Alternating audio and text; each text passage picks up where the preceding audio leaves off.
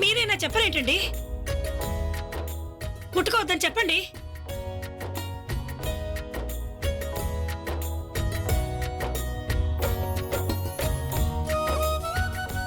చెప్తే అర్థం కావడం లేదా? సిగ్గులేదా? కొట్టి చెప్తున్నా అర్థం చేసుకోవే. నాకు అక్కర్లేదు నీ ప్రసాదం. తీసుకో ఇక్కడి నుంచి. నీకెంత మొండితనవే. వద్దని చెప్తున్నా ఇక్కడే కూర్చుండిపోయా. పో ఇక్కడి నుంచి.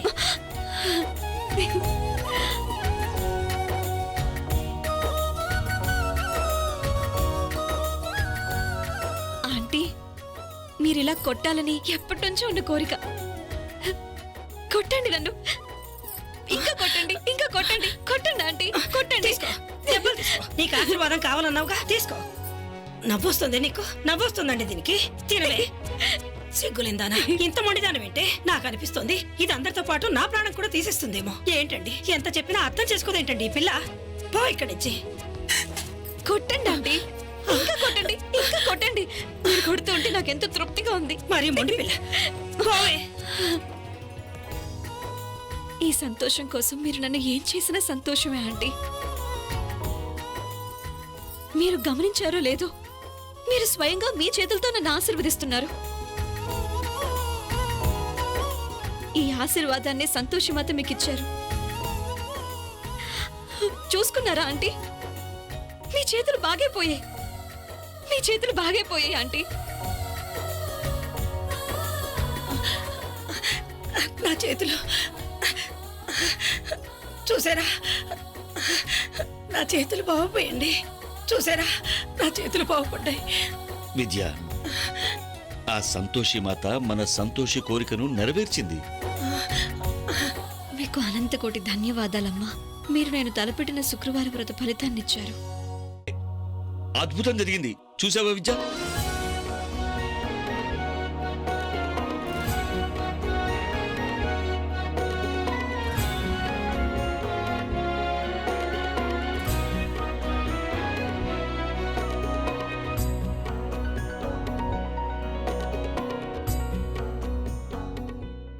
మీకెన్ని ధన్యవాదాలు చెప్పినా తక్కువేనమ్మా.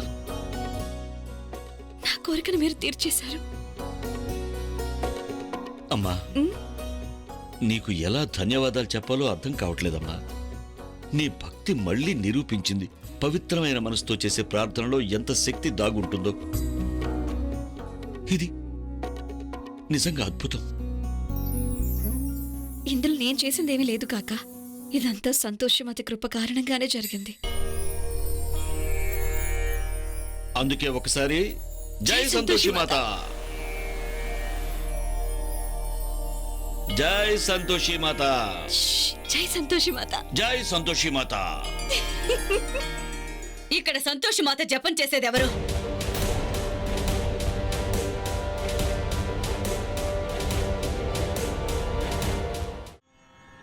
పుత్రా, చూసావా పుత్ర, దేవలోకం ఎంత అందంగా ఉందో.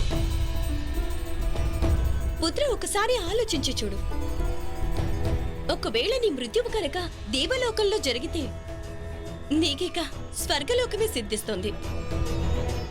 దానర్థం నీవు రాక్షస అంశ నుంచి విముక్తుడివై దేవాంశానికి వస్తావు. ఇక ఇక్కడంటావా? మేమెలాగో ఉండనే ఉన్నాంగా. మేమిక్కడ నీ రక్షణ కోసం తక్షణం వచ్చేస్తాం. ఒకవేళ మేము నీ ప్రాణాలను రక్షించలేకపోయినా మేము నీ ఆత్మను అవశ్యం ముక్తిని చేస్తాను పుత్రా. పుత్రా, ఇక నిర్ణయం నీ చేతుల్లోనే ఉంది.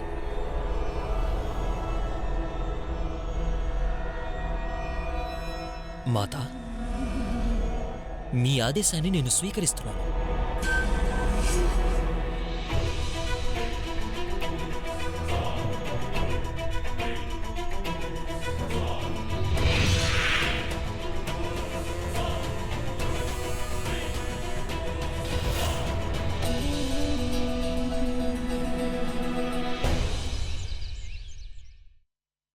ఇది క్రాంతి మాత వల్ల కాదు. ఇది మన సంతోషి భక్తి.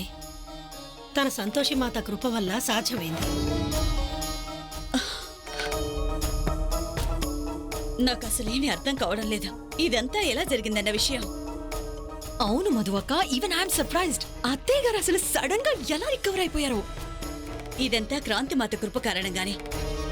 ఆ పిల్ల సంతోషి మాత్రం చాలా తెలివిగా ఆ క్రెడిట్ అంతా సంతోషి మాత మీద వేసేసింది.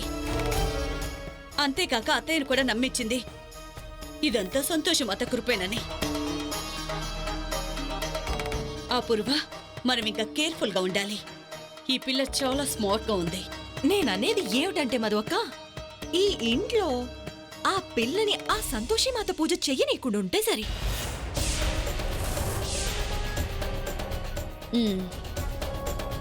నువ్వన్నది నిజమే అపూర్వ. లేదంటే ఈ పిల్ల తన తెలివితో ఏదో ఒకరోజు మనందరినీ సంతోషి మాత వలలో వేయించేస్తోంది. ఆ తర్వాత మనమేమీ చేయలేం కూడా.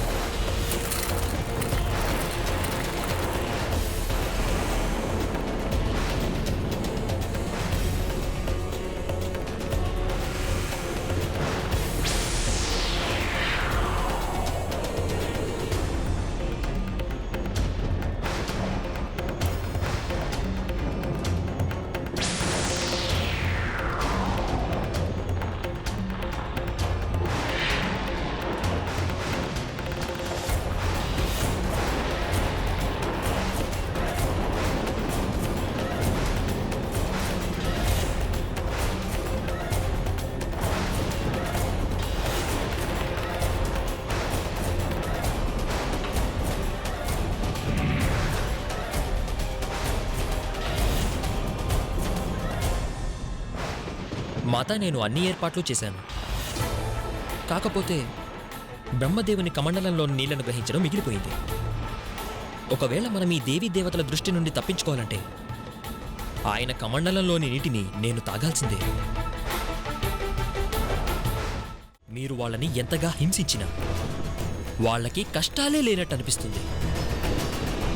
మెల్లమెల్లగా భక్తుల మధ్యలో ఆమె పట్ల భక్తి తగ్గిపోతుంది. అప్పుడు ఎటువంటి భక్తుడు, ఎలాంటి భక్తులు సంతోషికి జై జైలు పలకరు. అంటే దాని అర్థం దేవి సంతోషి తమ భక్తుల కష్టాల చూడటంలో సఫలీకృతం కాలేదు. అత్తగారితో బంధం బలపడడం అంటే అర్థం ఏంటంటే సంతోషి, నీ భర్తతో బంధం బాగుపడుతున్నట్టు కాదు సంతోషి.